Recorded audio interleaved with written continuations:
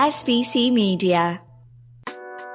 Welcome to the iGaming Daily Podcast, analysing the news from the betting and gaming industry all over the globe, supported by Optimove, the #1 CRM marketing solution for the iGaming market.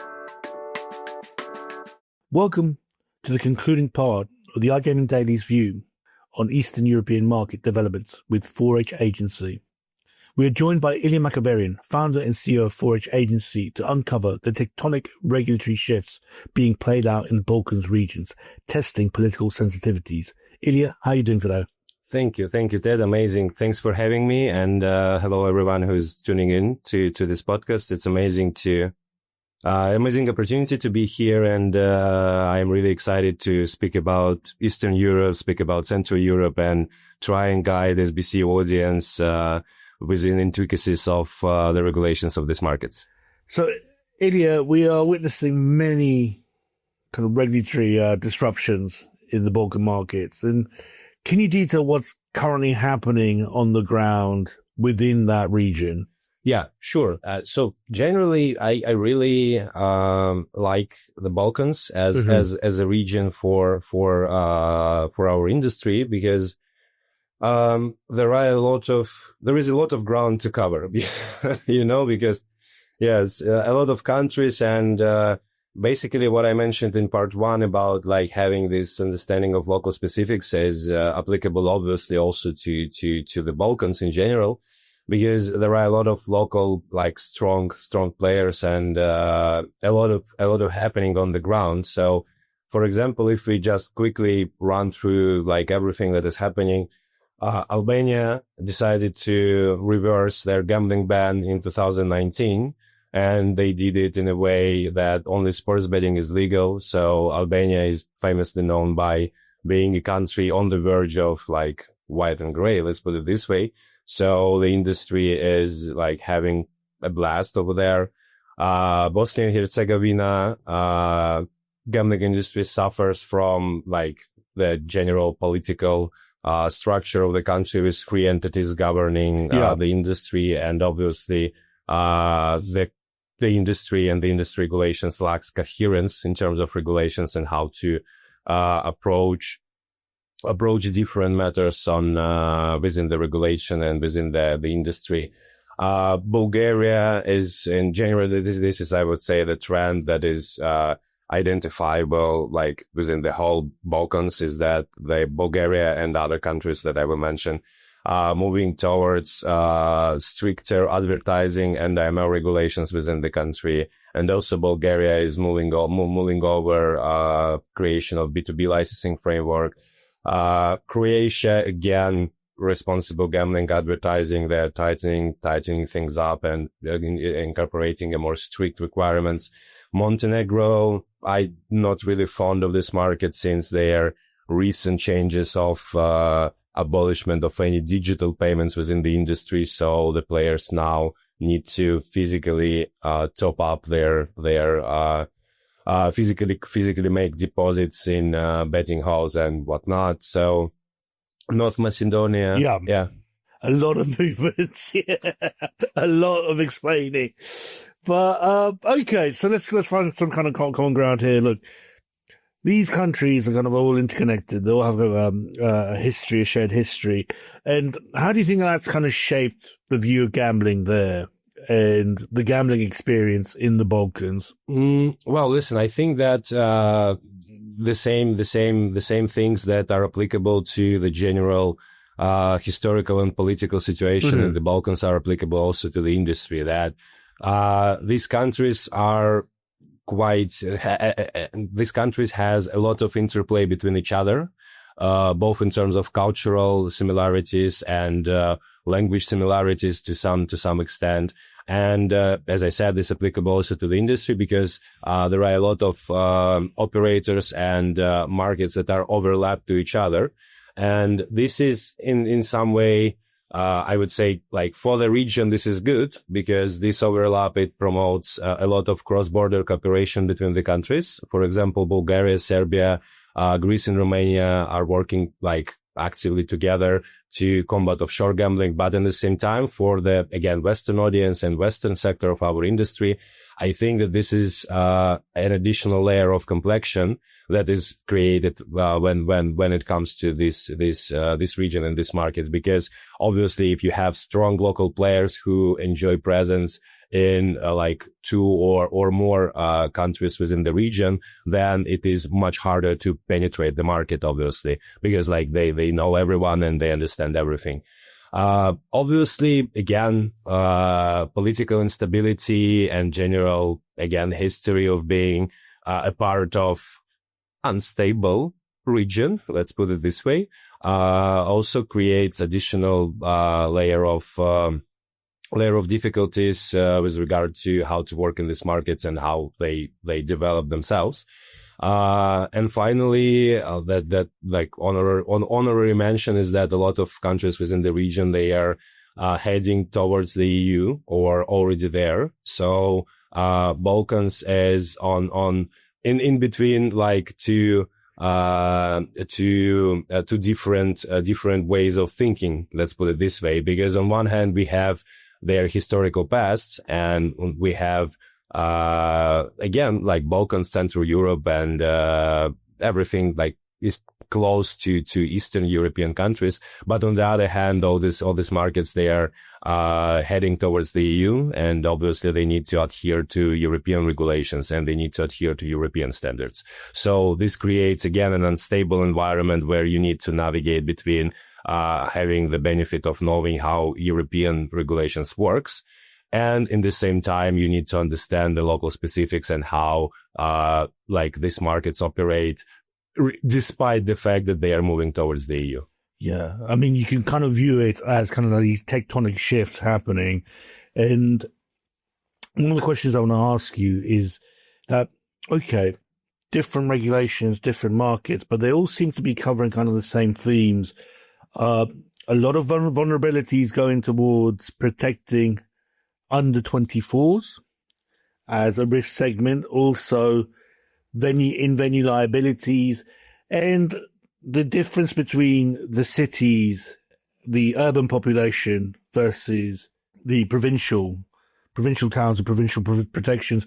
Can you talk about these themes? Yeah, well, sure. I think that these themes and these issues, they are generally applicable to any developing markets and jurisdictions, because if we are not talking about like countries like the UK, like France or Germany, and if you are speaking about countries that can be considered as like developing countries, then obviously we see low levels of employment. We see a different population distribution where generally you have a lot of young people who don't really have anything to do in a way. I mean, they don't have a lot of jobs. They don't have a lot of opportunities for education, given the economical situation in these countries.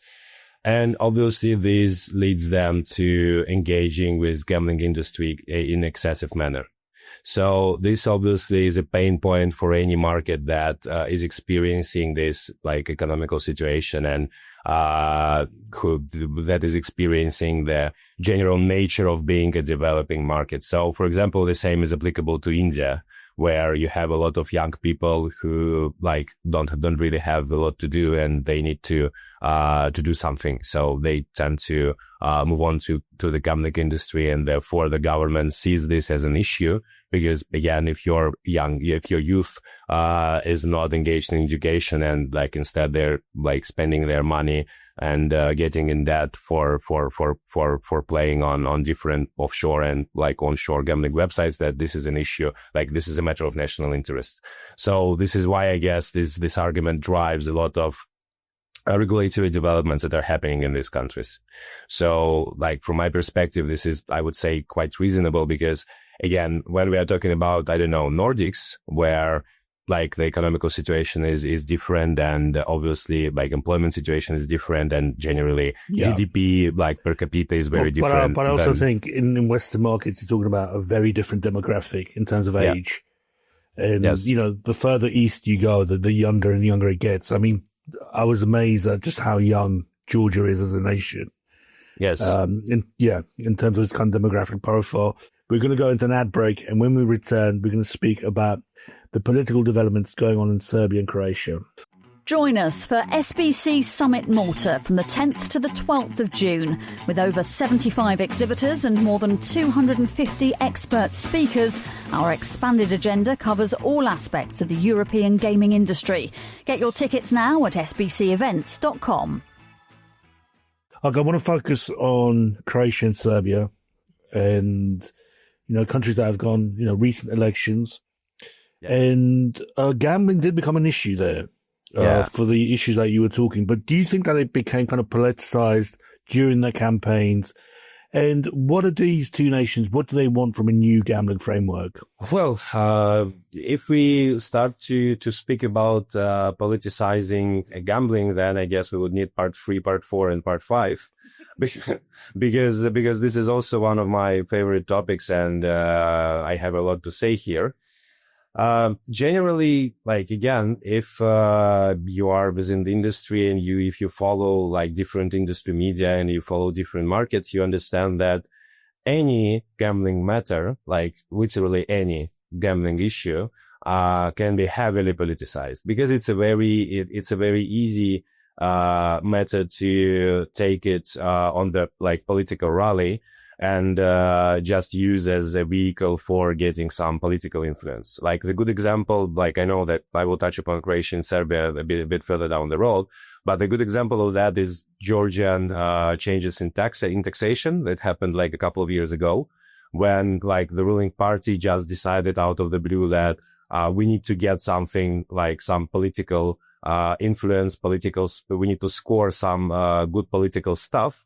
So we just decided to raise taxes for the gambling industry, because this is a universally approved, a universally acclaimed thing to do when you are speaking as a policymaker. And for the general public, this is a very good news and a very good title of any news program, that the government decided to tighten the screws on this evil gambling industry and increase taxes and make them, do all their work while standing on the one leg instead of two. So this obviously creates a very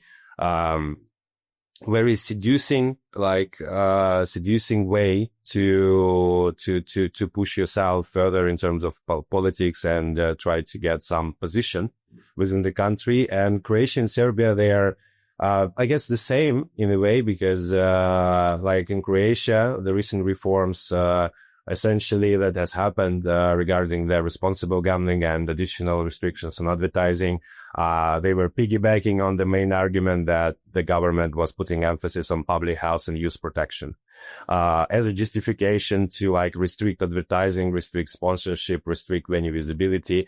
So essentially, there is a small regulatory hurdle over there that Croatia introduced these regulations without proper notification to the EU. Therefore, there is some criticism regarding the transparency and bypassing the procedure. But again, this shows that this argument of we are protecting public health and we are protecting youth is a really strong and universal argument to put additional restrictions on the gambling industry at any time you would like to do this. And same goes for Serbia, because again, the main argument behind the recent reforms that happened, is again, public concern over youth gambling and, amount of operation and general, saturation of the sector. So, again, I don't really like when, from my perspective as a lawyer and as a regulatory expert, I think that any regulatory changes, they need to be, considered from the perspective of how the legal market will change in comparison to the offshore market. Because we all know that, if you are operating offshore, under Anjouan or Curacao license, you do not have any restrictions regarding advertising, regarding venue spacing. Obviously you don't have any venues, but when we're talking about online, offshore gambling is a much more favorable position compared to the licensed sector and the legal sector of business. So when the government introduces any regulatory measures that are being driven by, not by the fact that, okay, we understand that offshore gambling is rising and we need to curb it. So we need to consider how we can improve the position of licensed operators by changing the regulations. But instead the government resorts to, the youth is playing a lot and we need to restrict advertising for the licensed operators in the country. So effectively, if yesterday young people were playing on a licensed website, tomorrow they will go and play on offshore website. So this is some kind of a backwards logic, I would say.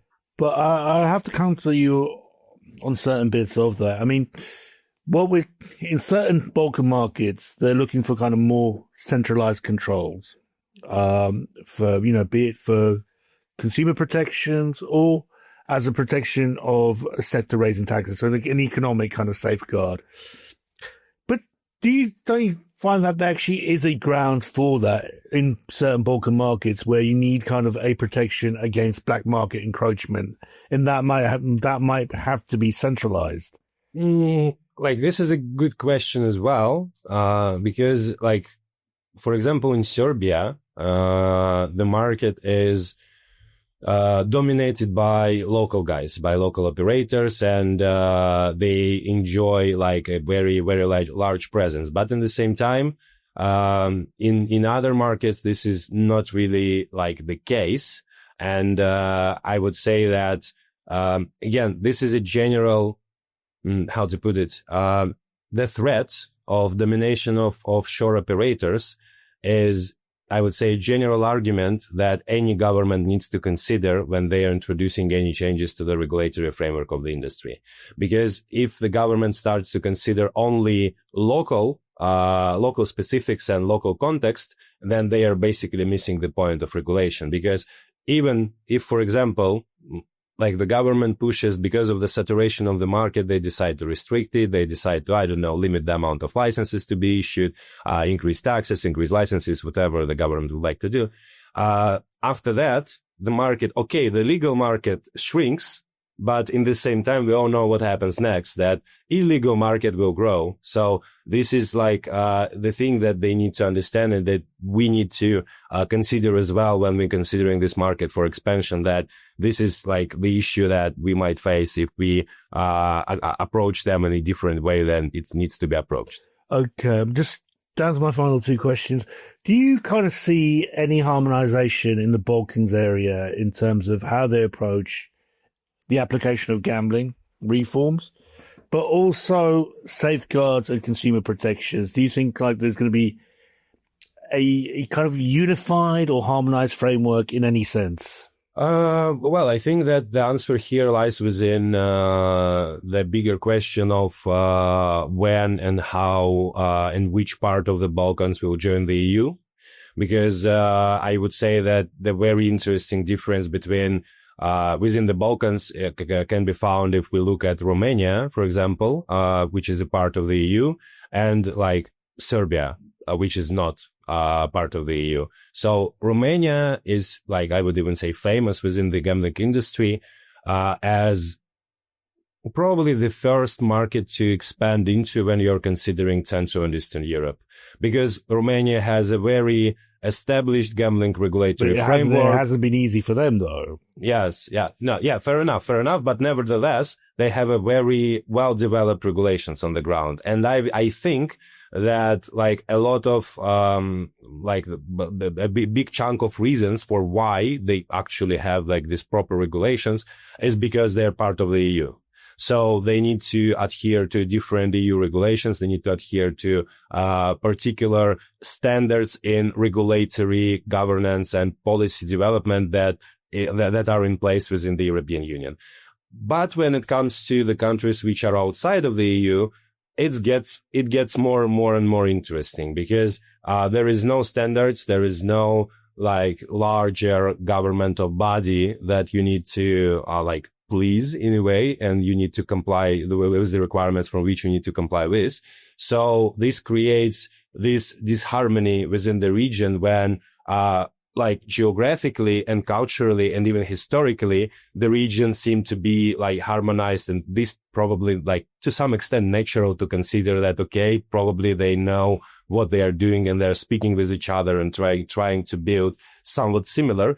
But if we add EU into play, when we understand that the harmonization is far away, and for example, with Croatia, despite the fact that Croatia entered the EU as well, and they still decided to bypass the notification of the EU. So it's complicated, a complicated picture of national interests and interests of the European Union being in conflict to some extent between each other. And basically the current regulations are the twisted outcome of this interplay between local specifics and European Union specifics within the region. Okay, my final one, there's so many interconnections and interplays, but do you see any kind of Balkan markets settling reforms in 2025?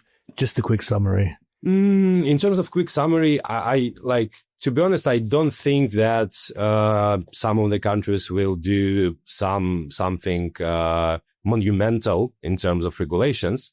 However, I would say, and I expect like impactful reforms in Romania, in Croatia, and in Montenegro, especially in Montenegro, where I believe that highly likely that Montenegro will, I hope that they will backpedal on this ban on digital payments, and because this is not in the alignment again with the European Union standards on anti-money laundering and general industry backlash.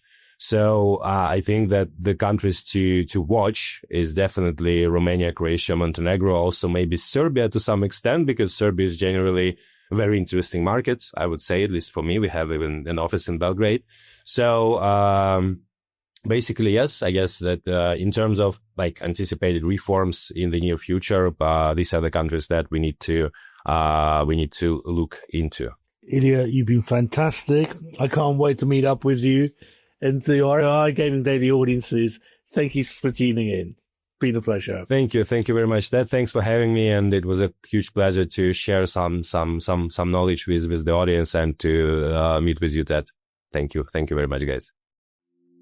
Thank you for listening to today's iGaming Daily podcast, supported by Optimove, the #1 CRM marketing solution for the iGaming market.